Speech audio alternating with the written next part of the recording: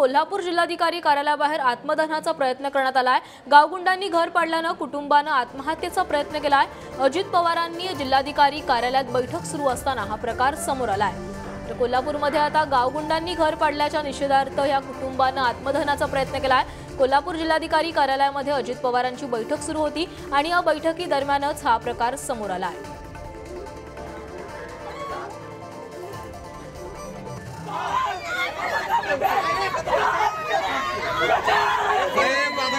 साहेब त्यांचा ऐकून घ्या पहिल्यांदा।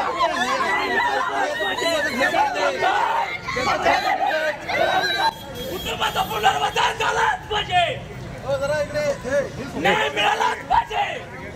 डॉक्टर बाबासाहेब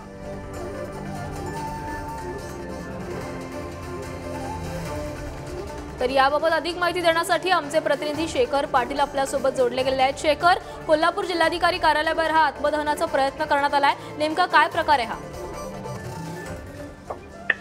प्राची, कोल्हापुरातील जिल्हाधिकारी कार्यालयामध्ये उपमुख्यमंत्री अजित पवार यांची बैठक सुरू होती आणि ही बैठक सुरू असतानाच जिल्हाधिकारी कार्यालयाच्या बाहेर हा आत्मदहन करण्याचा प्रयत्न जो आहे तो कसबा सांगाव मधील एका व्यक्तीने केलेला आहे। आपल्या कुटुंबासह तो या कलेक्टर ऑफिसच्या ठिकाणी दाखल झाला होता। खरं तर सागर पुजारी असं या व्यक्तीचं नाव आहे, जो आपल्या सर्व कुटुंबासोबत या ठिकाणी दाखल झाला होता। आपलं स्वतःचं जे राहतं घर आहे ते अतिक्रमण सांगून या ठिकाणाहून काढण्यात आलंय अशा पद्धतीचा आरोप त्याने या ठिकाणी केला आणि तहसीलदार शिवाय मंडल अधिकारी या सर्वांनी अनेकांनी गावकऱ्यांनी दिलेल्या तक्रारीवरून आपलं घर जे आहे ते उद्ध्वस्त केलं अशा पद्धतीची माहिती जी आहे ती या ठिकाणी देत होता।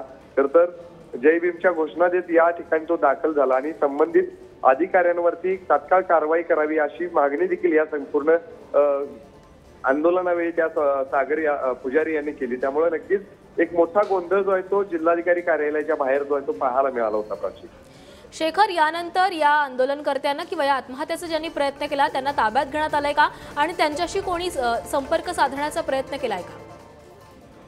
प्राची, जेव्हा हे आंदोलन करत होतं आत्मदहनाचं त्यावेळी अजित पवार यांची पत्रकार परिषद देखील काही वेळातच होणार होती। बैठक जी आहे ती जिल्हाधिकारी कार्यालयामध्ये सुरू होती, मात्र ही सगळी बैठक सुरू असतानाच गोंधळ घातला होता। त्यामुळं नक्कीच या सर्वांनाच पोलिसांनी तात्काळ ताब्यात घेतलं। जिल्हाधिकारी कार्यालयाच्या बाजूलाच त्यांना घेऊन या ठिकाणी एका ठिकाणी बसवण्यात आलं। आपले सगळे प्रश्न जे आहेत ते मान्य केले जातील, आपले ऐकून घेतलं जाईल। मात्र सध्या उपमुख्यमंत्र्यांचा या ठिकाणी दौरा आहे, त्यांची बैठक सुरू आहे, त्यामुळे गोंधळ करू नका अशा पद्धतीची विनंती केली। त्यानंतर हे सगळं आंदोलनकर्ते जे आहेत ते शांत झाले। मात्र या सर्वांना सध्या पोलिसांनी तात्काळ ताब्यात घेतल्याचं पाहायला मिळालं। धन्यवाद शेखर, तुम्ही दिलेल्या माहितीसाठी।